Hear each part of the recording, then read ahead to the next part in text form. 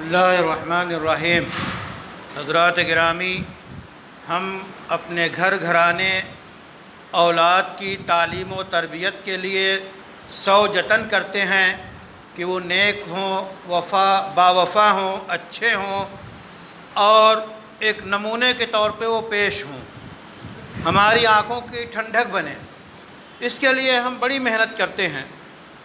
اللہ تعالیٰ نے سورہ فرقان میں اپنے خاص بندوں کی جو چند صفات نقل کی ہیں، ان میں سے ایک صفت یہ ہے، اعوذ باللہ من الشیطان الرجیم، والذین یقولون ربنا ھب لنا من ازواجنا وذریاتنا قرۃ اعین واجعلنا للمتقین اماما، کہ وہ رب کے حضور میں دست بدعا ہیں اور عرض گزار ہیں کہ ہمارے پروردگار ہماری بیویوں، ہماری اولاد کی طرف سے ہمیں آنکھوں کی ٹھنڈک نصیب فرما اور ہمیں پرہیزگاروں کا پیشوا بنا۔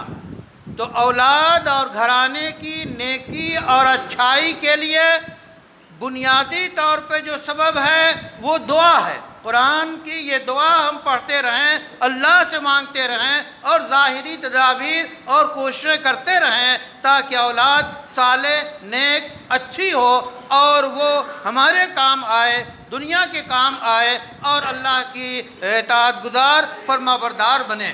اللہ تعالیٰ قبول فرمائے۔